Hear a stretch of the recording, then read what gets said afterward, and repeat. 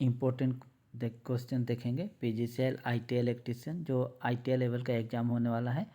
तो पिछले साल जो क्वेश्चन आया था, एक क्वेश्चन आया था, hydrometer is use to test of a soil. क्या टेस्ट करने के लिए यूज़ किया जाता है हाइड्रोमीटर को? तो इसका ए था स्पेसिफिक ग्रेविटी, बी था करेंट, सी था पावर और डी था वोल्टेज। तो आप जो हाइड्रोमीटर है उसको हम लोग स्पेसिफिक ग्रेविटी मेजर करने के लिए यूज़ करते हैं। ओके, तो ये स्पेसिफिक ग्रेविटी क्या होता है? स्पेसिफिक ग्रेविटी जो होता है ये क्या होता है? रेशियो होता है। रेशियो जिसको हम लोग कंपेयर करते हैं किसके साथ? जो कि weight of the same volume of water के साथ इसको हम लोग कंपेयर करते हैं at a specified temperature, at a particular temperature हम लोग क्या करते हैं कि मेजर करते हैं। ओके, तो इसका जो यूनिट होता है ये यूनिट इसका कुछ भी नहीं होता है, इसलिए इसका क्या होता है? ये डायमेंशनलेस क्वांटिटी है, क्योंकि ये रेशियो है। क्योंकि जो भी हम लोग जो डेंसिटी ऑफ द ऑब्जेक्ट होता है, suppose density of the object 5 kg पर मीटर क्यूब है, और सपोज वाटर का भी आपका 5 kg पर मीटर क्यूब है, तो क्या होगा कि आपका जो ये दोनों का यूनिट सेम है, तो यूनिट क्या हो जाएगा? कैंसिल हो जाएगा, और इसे यूनिट आपका दोनों का यूनिट चला गया, तो आपको क्या होगा कि स्पेसिफिक ग्रेविटी आपको कितना आया? ये आ गया आपका 1। ठीक है, तो 1 जो है इसका कुछ यूनिट नहीं है, इसलिए क्या है? ये डायमेंशनलेस क्वांटिटी है, और इसको हम लोग रिलेटिव डेंसिटी भी बोल सकते हैं। ओके, तो स्पेसिफिक ग्रेविटी का जो फॉर्मूला है नीचे दिया हुआ है कि density of the object by density of the water. Okay, rho object by rho H2O means water. Okay, तो ये जो है, मान लीजिए आपका जो स्पेसिफिक ग्रेविटी अगर हम इसको निकालते हैं, और स्पेसिफिक ग्रेविटी अगर 1 से ज़्यादा होता है, अगर मान लीजिए स्पेसिफिक ग्रेविटी अभी हम थोड़ा पहले निकाले थे, अगर वो कितना आया था? 1 आया था। तो अगर 1 आता है तो ऑब्जेक्ट जो वाटर के ऊपर ना सिंक करेगा और ना ही फ्लोट करेगा। लेकिन अगर 1 से अगर कम आता है, अगर ये 1 से अगर कम आएगा, अगर जो स्पेसिफिक अगर 1 से कम होता है, तो क्या होगा कि 1 से कम होने से ये वाटर के ऊपर फ्लोट करेगा, और अगर ग्रेटर देन अगर 1 आया, 1 से अगर ज़्यादा आया, तो ये पानी के ऊपर क्या करेगा? ये सिंक हो जाएगा। तो जो भी ऑब्जेक्ट होगा, या तो वो सिंक करेगा या फ्लोट करेगा, या तो वो ना ही फ्लोट करेगा और ना ही सिंक करेगा। वो किसके ऊपर डिपेंड करेगा?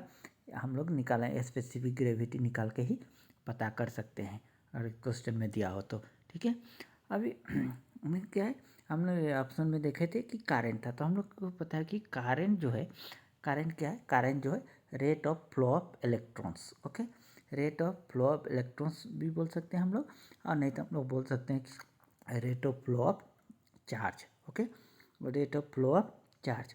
इलेक्ट्रॉन्स क्या है? इलेक्ट्रॉन्स क्या है? चार्ज है। ओके, क्या चार्ज है? तो ये नेगेटिव चार्ज है। क्या चार्ज है? नेगेटिव चार्ज है। तो नेगेटिव चार्ज हम लोग को पता है कि एक इलेक्ट्रॉन्स का जो चार्ज होता है वो कितना होता है? -1.6 इंटू 10⁻⁻19 कूलम होता है। ये कूलम क्या है? कूलम जो है चार्ज का आपका यूनिट है। कूलम क्या है? चार्ज का यूनिट कूलम है, जिसको हम लोग C से रिप्रेजेंट करते हैं। किसी भी कंडक्टर में प्रत्येक कंडक्टर में आपको क्या होता है? एवरी कंडक्टर में आपको पॉजिटिव चार्ज होते हैं और नेगेटिव चार्ज होते हैं।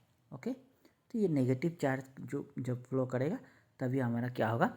करंट उसमें जाएगा। ठीक है, तो नेगेटिव चार्ज, तो इस जो करंट अभी इससे कितना फ्लो कर रहा है? ओके, ये फ्लो कितना करंट कर रहा है, इसको हम लोग क्या कर सकते हैं? मेजर कर सकते हैं, और करंट को मेजर कर सकते हैं। और इसको मेजर करने के लिए हम लोग को क्या होगा कि एक सीरीज में यहाँ पर हम लोग क्या करना पड़ेगा? एक एमीटर लगाएंगे। ओके, सीरीज में एमीटर लगाएंगे, और ये हमें बता देगा कि कितना करंट फ्लो हो रहा है। 2 एम्स हो रहा है ना 1 एम्स हो रहा है, ये कौन बताएगा? ये बताएगा आपको एमीटर। तो एमीटर क्या है? एमीटर एक डिवाइस है। एमीटर एक क्या है? डिवाइस है जो कि क्या करता है? करंट को मेजर करता है कि कितना करंट जा रहा है किसी सर्किट में, आप कितना करंट जा रहा है उसको वो मेजर करके बता देगा। ओके, और जो भी करंट जाएगा उसको मेजर करने के बाद वो बताएगा कि कितना करंट गया। सपोज 5 जा रहा है तो क्या बोलेगा, 5 एम्स करंट जा रहा है। मतलब एम्स क्या है, एम्पियर क्या है, ampere is the SI unit of current. Okay, इसको हम लोग एम्स भी लिखते हैं और ए से रिप्रेजेंट करते हैं। ओके, क्या चीज़ से रिप्रेजेंट करते हैं, ए से रिप्रेजेंट करते हैं। ओके, अब यहाँ देखिए आपको हम दिखाते हैं कि ये जो एमीटर है, एमीटर जो कनेक्टेड है, क्या में कनेक्टेड है, सीरीज में कनेक्टेड है। ये आपका बैटरी है, ये आपका नेगेटिव और ये पॉजिटिव है। यहाँ से आपका जो करंट फ्लो हो रहा है, इस तरह से करंट फ्लो हो रहा है, जिसको कौन मेजर करेगा, एमीटर जो क्या करेगा, मेजर कर लेगा। और ये आप जो दिखाई दे रहा है ये क्या है, ये है आपका रेजिस्टेंस। आर क्या है, रेजिस्टेंस है। और ये इसके ऊपर जो लगा ये क्या है, वोल्ट मीटर। वोल्ट मीटर है, जो कि वोल्ट मीटर क्या करता है, वोल्ट मीटर आपको वोल्टेज मेजर करता है। क्या मेजर करता है, वोल्टेज मेजर करता है। ओके, तो आपको एमीटर आप देखिए, एमीटर जो कि सीरीज में है, क्यों, क्योंकि एमीटर का जो हमेशा जो सीरीज में कनेक्टेड होता है, क्योंकि इसका रेजिस्टेंस क्या होता है, बहुत ही कम होता है। और या हम लोग बोल सकते हैं कि ना के बराबर होता है। और वही जो वोल्ट मीटर जो है हमेशा क्या में कनेक्टेड होता है, पैरेलल में कनेक्टेड होता है। और इसका रेजिस्टेंस जो हाई होता है, इसका रेजिस्टेंस क्या होता है, हाई होता है, इसलिए इसको हम लोग क्या में कनेक्ट करते हैं, पैरेलल में।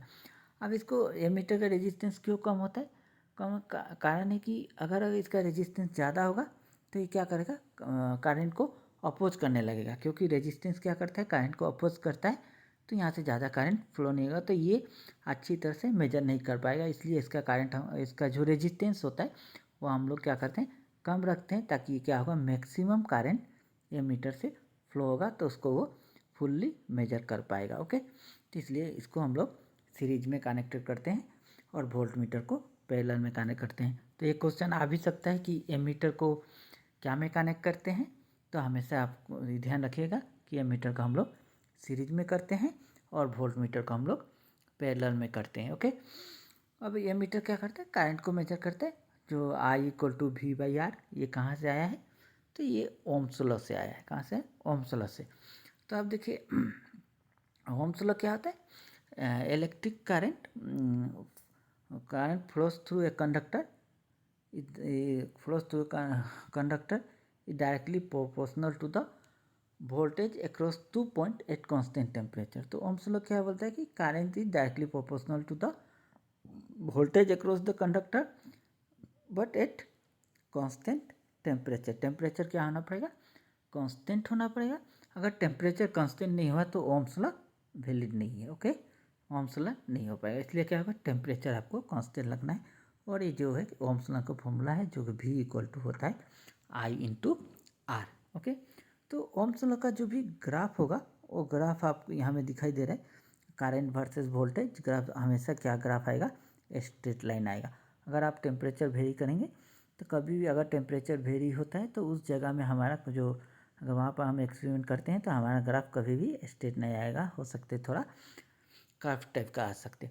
तो जहाँ जो भी डिवाइस, जो भी इलेक्ट्रिक डिवाइस जो ओम्स लॉ को फॉलो करता है उसको हम लोग बोलते हैं ओम्बिक डिवाइसेस। और जो ओम्स लॉ फॉलो नहीं करता है उसको हम लोग बोलते हैं नॉन ओम्बिक डिवाइसेस। जैसे कि जो फॉलो नहीं करते उसमें क्या है कि आर जो कांस्टेंट नहीं होता है, जो फॉलो कर रहा है क्या है, वहाँ में आर जो कांस्टेंट है। ओके, अभी देखिए, तो ये हो गया आपका नॉन ओम्बिक डिवाइस का आपका ग्राफ है। और ये हो गया कि ओम्बिक डिवाइस का, दैट मीन्स ये ओम्स लॉ का है, जो ओम्स लॉ को फॉलो कर रहा है। और ये जो है ओम्स लॉ को फॉलो नहीं कर रहा है। ठीक है, अभी अभी क्या है कि रेजिस्टेंस क्या होता है, अभी हम लोग देखे थे रेजिस्टेंस। तो रेजिस्टेंस क्या है, which opposes the flow of electric current. Okay, current को अपोज करता है। अगर रेजिस्टेंस ज़्यादा है तो वहाँ से आपका, अगर रेजिस्टेंस को हम लोग देखे होंगे आप, इस तरह से रिप्रेजेंट किया जाता है। अगर इसका करंट, अगर इसका वैल्यू ज़्यादा है तो क्या होगा कि करंट इसके क्रॉस इससे कम जाएगा। अगर इसका वैल्यू कम है, अगर वैल्यू कम है तो करंट क्या होगा, ज़्यादा जाएगा। ठीक है, तो रेजिस्टेंस को मेजर करने का जो फॉर्मूला है वो है R = ρL/R। ए। ओके, यहाँ रो क्या है, rho is the resistivity, L is the length and A equal to area of cross sectional area. तो आप यहाँ देखिए आर इक्वल टू एल जो है ऊपर है, तो आर इज डायरेक्टली, इसका मतलब आर क्या है, आर जो एल के साथ डायरेक्टली प्रोपोर्शनल है। और ये जो ए क्या है नीचे है, तो आर नीचे है, तो R is inversely proportional to 1/a, that means A. और ये दोनों मिल के क्या हो गया, और R is directly proportional to L, तो दोनों मिल के क्या क्या, आर इक्वल टू, हम क्या लिख सकते हैं, R equal to R L by A. और प्रोपोर्शनलिटी का जब साइन हटाएंगे हम लोग तो क्या हो जाएगा, प्रोपोर्शनल साइन हटाते हैं तो हम लोग क्या आ जाएगा, आर इक्वल टू एक कांस्टेंट आता है वो क्या है, रो हो गया, rho L by A. Okay, अब क्या देखना है कि क्योंकि रेजिस्टेंस लेंथ के साथ डायरेक्टली प्रोपोर्शनल है, तो लेंथ अगर 2 टाइम्स बढ़ेगा, तो अगर डबल कर देंगे हम लोग किसी भी कंडक्टर का, सपोज ये एक कंडक्टर है, उसका हम लोग लेंथ पहले मान लीजिए 5 मीटर था, अभी हमने उसका लेंथ क्या कर दिया, 10 मीटर कर दिया। तो जैसे ही हम लोग लेंथ डबल कर देंगे तो हमारा अगर रेजिस्टेंस भी क्या हो जाएगा, रेजिस्टेंस भी डबल हो जाएगा, 2R हो जाएगा। 2R मीन्स लेंथ हम 5 से 10 किए, मैंने 5 2 जा 10, तो रेजिस्टेंस भी क्या हो जाएगा, 2 टाइम्स बढ़ जाएगा। अगर लेंथ हम 4 टाइम्स बढ़ाएंगे तो रेजिस्टेंस भी हमारा कितना टाइम्स बढ़ जाएगा, रेजिस्टेंस भी हमारा 4 टाइम्स बढ़ जाएगा। ठीक है, रेजिस्टेंस भी हमारा कितना, 4 टाइम्स बढ़ जाएगा। लेकिन आप देखेंगे जो ये है, ये जो रेजिस्टेंस के साथ इन्वर्सली प्रोपोर्शनल है, क्या है, इन्वर्सली प्रोपोर्शनल है। इन्वर्सली प्रोपोर्शनल है मतलब अगर हम ये को अगर हम लोग बढ़ाएंगे, ये अगर हम इंक्रीज करेंगे तो आर क्या होगा, डिक्रीज होगा। ओके, तो ये अगर किसी भी कंडक्टर का, अगर ये कंडक्टर है, सपोज ये कंडक्टर है, तो ये इसका ये कैसे निकालेंगे, ये निकालने के लिए हमको, ये means area cross sectional area. Okay, ये निकालने का जो फॉर्मूला है हम लोग को cross sectional, that is the pi R square. Okay, तो पाई आर स्क्वायर से हम लोग क्रॉस सेक्शनल एरिया निकाल सकते हैं कंडक्टर का। दैट मीन्स वो क्या है, थिकनेस है, हम लोग थिकनेस निकाल सकते हैं। तो अगर वायर का थिकनेस जितना ज़्यादा होगा, अगर थिकनेस ज़्यादा होगा दैट मीन्स रेजिस्टेंस कम होगा।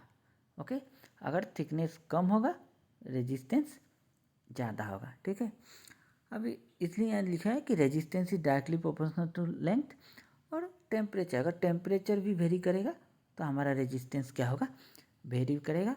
और क्या चीज़ के ऊपर डिपेंड करेगा, नेचर ऑफ मटेरियल, किस मटेरियल से बना। अगर कॉपर का है तो आपका, अगर कॉपर का है तो इसका रेजिस्टेंस अलग होगा। अगर एल्युमिनियम का है, एल्युमिनियम का है तो इसका रेजिस्टेंस अलग होगा। अब हम लोग क्या है कि रेजिस्टेंस को जब मेजर करेंगे तो उसका तो यूनिट होगा, तो उसका जो यूनिट होता है उसको हम लोग बोलते हैं, रेजिस्टेंस का जो यूनिट होता है वो होता है ओम। और इसका सिंबल आप लोग यहाँ देख रहे हैं, इसको हम लोग ने ओम है, इसका सिंबल यहाँ में शो किया गया है। ओके, और उसके बाद ये जो है पावर ये जो फॉर्मूले हैं कुछ, जैसे पावर का हम लोग को पता है, पावर क्या है, rate of energy consumed in a circuit. तो पावर का फॉर्मूला होता है P equal to V into I. और हम लोग को ओम्स लॉ से ये पता है कि V क्या होता है, V equal to I into R होता है। तो अगर हम V के जगह में आई आर पुट कर देंगे तो क्या हो जाएगा, आई स्क्वायर, 2 आई हो जाएगा, तो आई स्क्वायर आर, जो कि ये देखिए पावर का फॉर्मूला है। तो पावर का अलग अलग फॉर्मूला होता है। उसी तरह अगर हम आई के जगह में, अगर हम आई के जगह में क्या पुट कर सकते हैं, V बाई आर। तो अगर हम आई के जगह में V बाई आर पुट कर देते हैं, ये आई के जगह में, ये आई के जगह में अगर हम V बाई आर पुट कर देंगे तो हमारा क्या आ जाएगा, P equal to V square by R. तो ये फार्मूला है, ये तीनों जो फार्मूले हैं, ये तीनों फार्मूले पावर के हैं।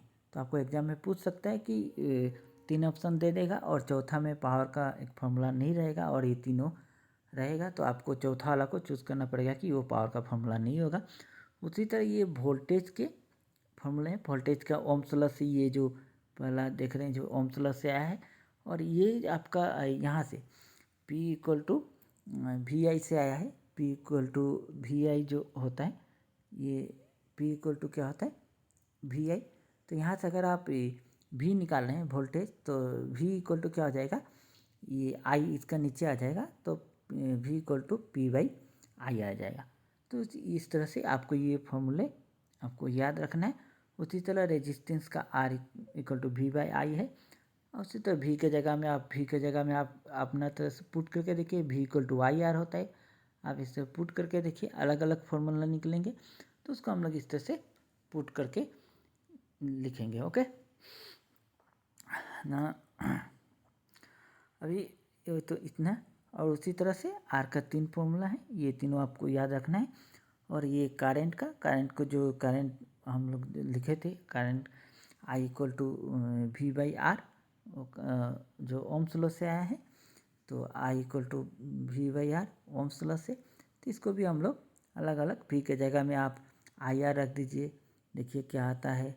फिर अलग अलग से हम लोग ट्राई करके निकालेंगे, तो ये तीनों फॉर्मूला हमारा निकल जाएगा। आप एक बार ट्राई कीजिए, अगर नहीं होता है तो फिर हमको बताइए, हम उसको सॉल्व करेंगे।